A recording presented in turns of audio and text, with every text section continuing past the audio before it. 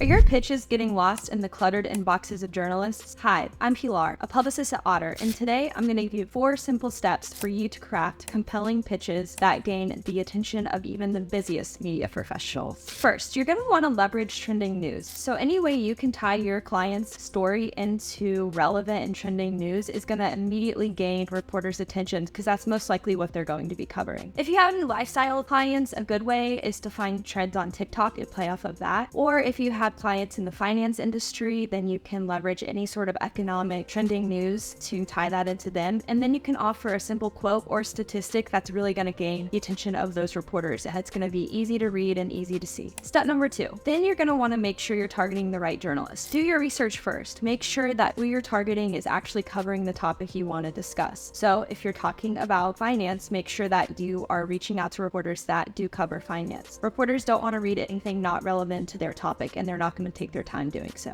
Step 3, make your pitch short and simple. Simple is always better because most often journalists are busy and they want to be able to read it quickly and understand exactly what they would be covering. So you can offer short, simple bullet points, maybe 3 or 4, and just keep it very short. And then if you want to offer more information, you can do that below the pitch. So if the reporter's interested, they can go ahead and read more. But overall, just keep it simple so that the reporters can quickly read through it, but engaging as well. Step 4, make it easy for the journalist to get in contact with you. Offer your contact information, and then let's say you're scheduling an interview for your client, make sure you go ahead and give some days of times that they might be available so that you guys don't have to do so much back and forth. This is going to make communication quick and easy, and then also you can follow up with the reporter. This is a great way to maintain connections and just show that you really are interested in the work that they do and the topics they cover. Thanks so much for watching. I hope this video was helpful, and as always, subscribe if you want to learn more helpful PR tips.